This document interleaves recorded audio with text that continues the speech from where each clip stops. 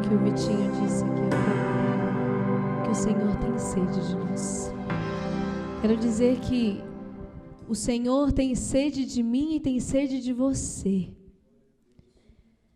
O Senhor está sedento da nossa alma e do nosso coração, amém? E nessa noite, essas duas sedes vão se encontrar, a sede de Deus por nós e a nossa sede por Ele, amém? Meu nome é Daiane. Desculpa que eu vou tossir algumas vezes aqui durante a pregação. Estou com uma consequência de uma gripe, com os ouvidos um pouco entupidos, com tosse, com a voz um pouco fanha, mas com a graça de Deus nós estamos aqui. Eu tenho 30 anos. Tenho 31. Esqueci que eu fiz 31. Tenho 31. Sou casada com o Diogo. Meu esposo está trabalhando nesse momento, não pôde estar aqui conosco. Faço parte do grupo de oração jovem São João Paulo II, que acontece toda segunda-feira lá em Alumínio. Alguns irmãos aqui já estiveram lá conosco. Você que ainda não conhece está convidado. Estou aqui com os meus irmãos do grupo de oração que vieram comigo, graças a Deus. E é uma alegria estar aqui. Eu sempre ouvi falar de vocês, né, mas nunca tinha estado aqui. Que alegria estar com vocês. Bendito seja Deus por essa missão, por essa associação, por esse grupo de oração que acontece aqui nessa noite. Vamos lá. Eu convido você a pegar a sua palavra no capítulo 4 de São João, do Evangelho de São João, no versículo 18.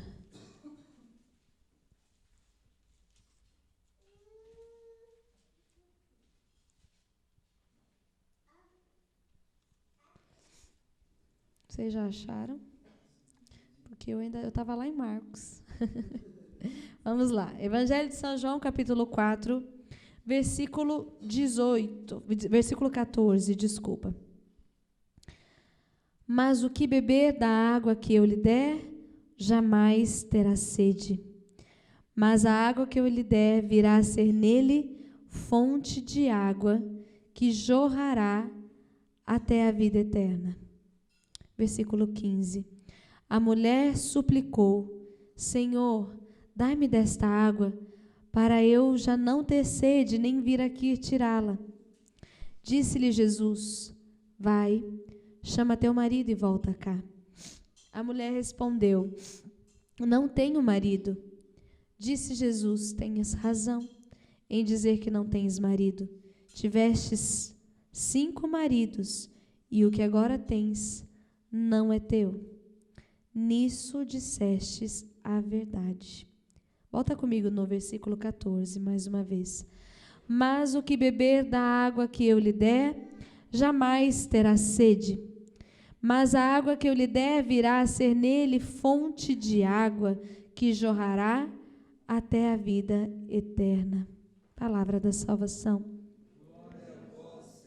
Glória a vós, Senhor. Nós sabemos que aqui Jesus estava falando com quem, irmãos? Com a samaritana.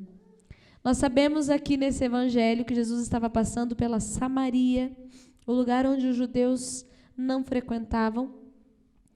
Mas Jesus, ele decide passar e parar ali na Samaria, naquele lugar que era rejeitado pelos judeus.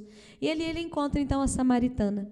E esse diálogo está acontecendo com ela, nós sabemos já a história. Ela foi lá buscar água no poço de Jacó. Quando ela chega lá, ela depara com Jesus, um judeu, e ela fala: sendo tu judeu, o que fazes aqui? E Jesus fala que parou ali para tomar, porque Jesus disse que ele tinha sede. E nós sabemos que a sede que Jesus falava não era sede da água daquele poço, mas era sede daquela mulher. Sede daquela samaritana. E aí ele vai e fala para ela, né? Ela fala para ele: Senhor, não tens como tirá-la? O poço é fundo.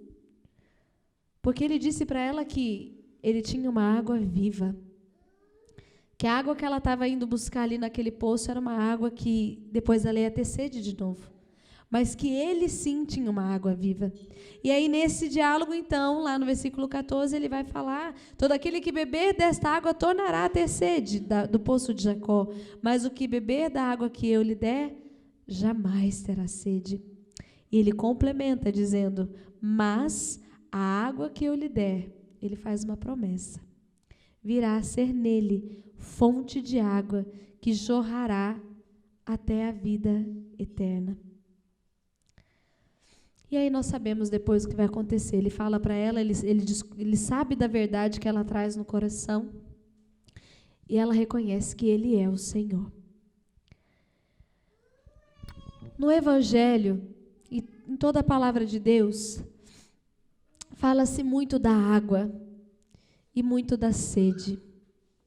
Lá no Evangelho de São João, um pouquinho para frente, no capítulo 7, versículo 37, vai dizer assim: se alguém tiver sede, Jesus disse, venha a mim e beba. E existe mais uma promessa: quem crê em mim, como diz a Escritura, do seu interior manarão rios de água viva. Olha o que Jesus vai dizer um pouquinho mais para frente. Logo depois de ele ter conversado com a samaritana e dizer para ela: quem beber dessa água jamais terá sede. Um pouquinho para frente ele diz: se alguém tiver sede, vinde a mim e beba. Quem crê em mim, do seu interior manarão rios de água viva.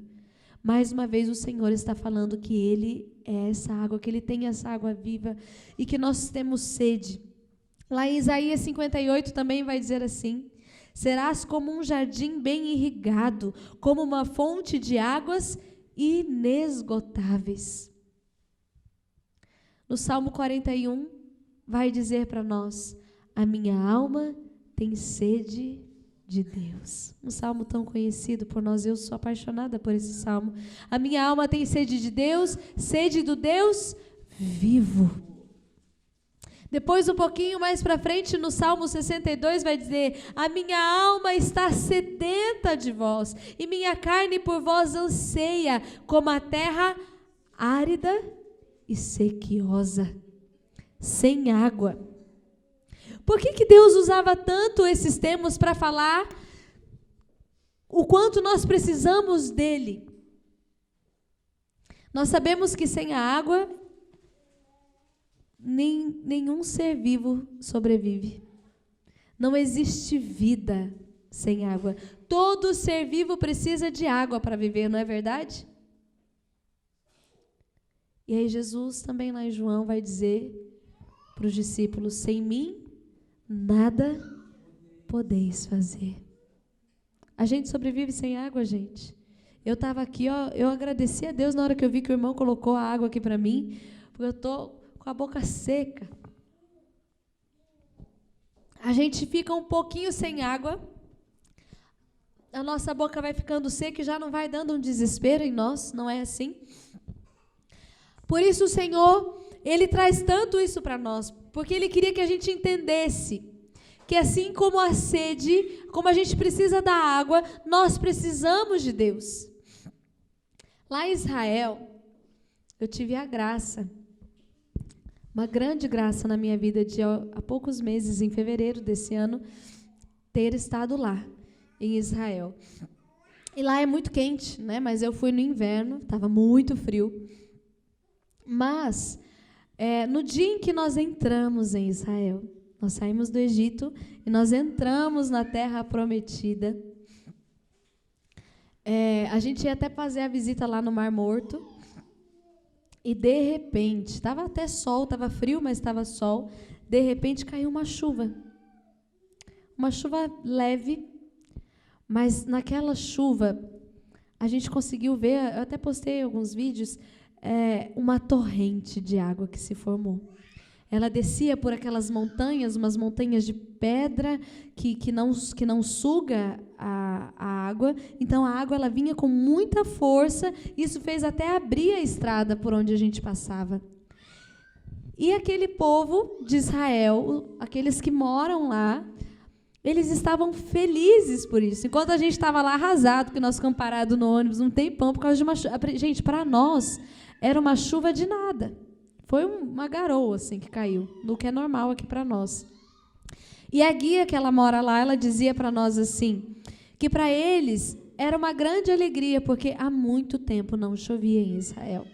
Ela disse que a chuva é algo muito, que não acontece muito lá em Israel. Então eles esperam muito quando, né, e eles ficam muito felizes quando isso acontece. Por isso Jesus fala tanto dessa água, desse rio de água viva, porque o povo lá sabia o que era ter uma terra seca, o povo sabia o que era ter uma terra árida, alguém que fica esperando. A gente sabe que lá no Nordeste não é assim, tem lá as terras secas. Eu tenho um amigo que ele trabalha comigo, os pais moram lá na Bahia, e ele diz o quanto os pais sofrem morando lá na roça, lá no sítio, que as crias que eles têm, os gados que eles têm estavam morrendo porque não tinha mais água, e vai perdendo então o quê?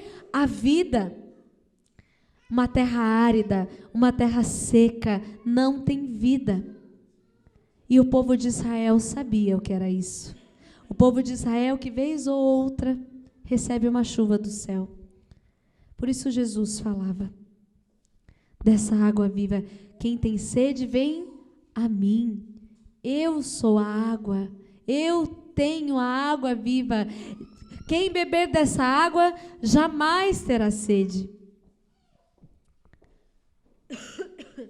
Por isso que o Senhor traz tanto isso para nós, porque dentro de nós existe uma terra árida, uma terra seca, e Deus, Ele é uma fonte inesgotável. Deus não se esgota. A água do poço de Jacó um dia lá poderia acabar, mas a água que vem do Deus vivo não se esgota. Deus não se esgota. Tem uma música do Frei Gilson que eu gosto muito. Inclusive o nome dela é Sacia-me. E fala assim: quanto mais te busco, meu Deus, mais te quero. Quanto mais te conheço, meu Deus, mais te amo. Quanto mais eu desejo, mais eu quero. Quanto mais eu me aproximo de Deus, mais eu tenho sede dele. É assim que acontece, porque Deus é inesgotável. Quanto mais eu recebo essa água viva, quanto mais eu me aproximo de Jesus, mais eu o desejo. Quando nós pedimos o Senhor, eu não sei há quanto tempo você está na caminhada, meu irmão e minha irmã, não sei há quanto tempo você participa aqui com os irmãos. Eu estou na renovação carismática há 20 anos. E quanto mais eu me aproximo de Deus, mais eu o desejo. A cada semana que eu vou no grupo de oração, quando acaba eu já estou esperando pelo próximo. Quando eu comungo o corpo de Jesus, eu já estou querendo mais. Porque Deus é uma fonte inesgotável.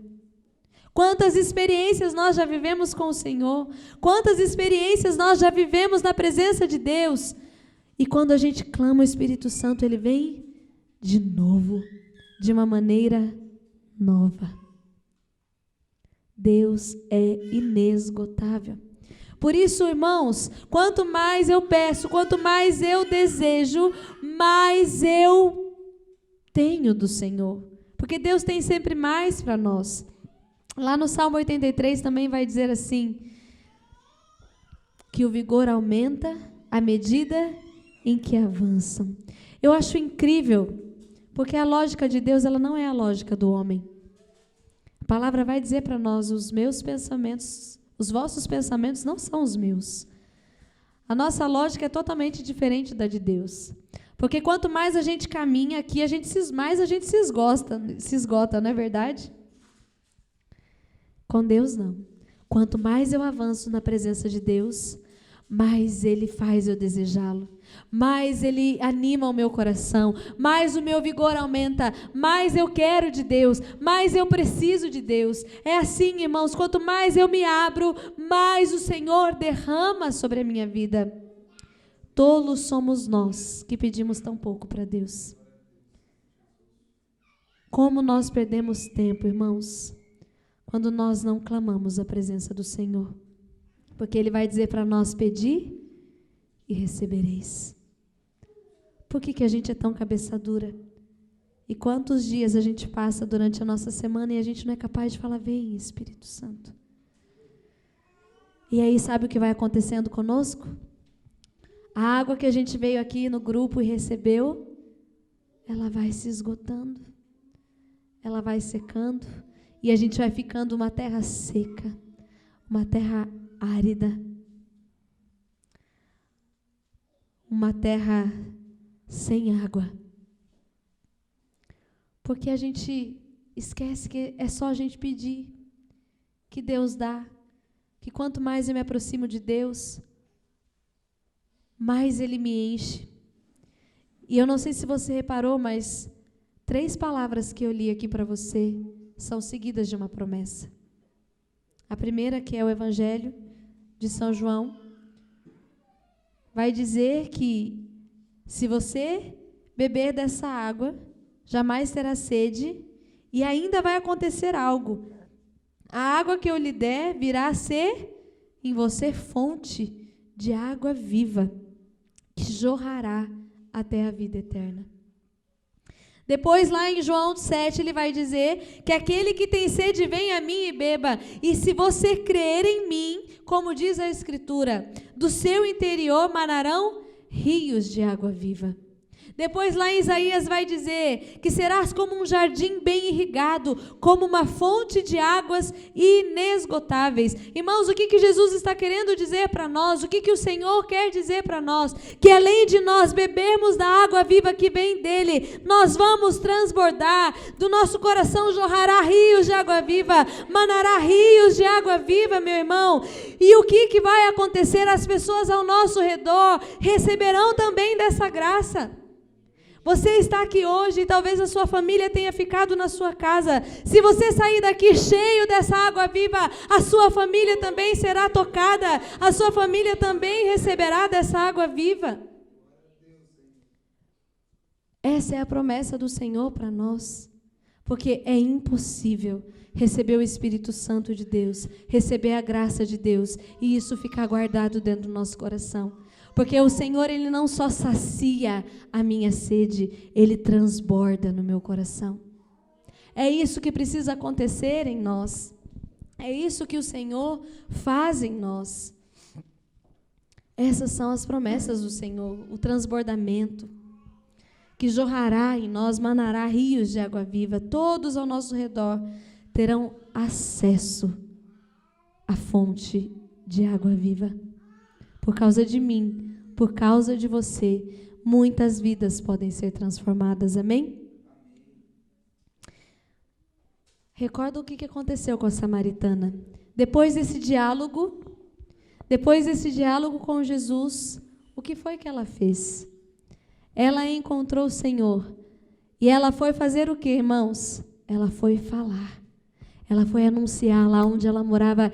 Eu encontrei o Messias. Eu encontrei um homem que falou tudo sobre mim. E ela anuncia e aí eles vão até Jesus. E eles falam, nós não cremos mais porque você falou isso para nós, mas porque nós o vimos. Meu irmão, quando eu e você tivermos de fato um encontro com Jesus, quando eu e você recebermos dessa água viva que é Jesus, nós sairemos, nós falaremos, nós anunciaremos Jesus, e as pessoas virão até Ele, não mais porque nós falamos, mas porque elas encontrarão Jesus. É isso que acontece com um coração que é saciado pela água viva que é Jesus. E se isso não está acontecendo conosco, irmãos, é porque nós estamos secos. Nós estamos com a terra árida, com a terra sem água. Se isso não tem acontecido conosco, nós precisamos refletir. Porque se eu recebo, se eu venho ao grupo, se eu me encho da graça de Deus, ela vai transbordar. Se isso não está acontecendo, e eu convido você a refletir isso, Enquanto a gente rezava aqui, o Senhor colocou no meu coração, e eu até peguei a caneta para escrever durante a oração, e Ele dizia assim: quem está seco, está sem vida. Quem está seco, sem essa água viva, está morto. E aí o Senhor me recordou a palavra de Apocalipse 3, no versículo 1, e eu queria que você gravasse isso no seu coração. E ele vai dizer assim lá: és considerado vivo, mas estás morto. És considerado vivo, mas estás morto. E é necessário. Eu vi que eu vim sem meu relógio, vocês me avisam aí quanto tempo eu tenho. Ah, tá. Ele tá certo? Tá certo, né? Tá certo?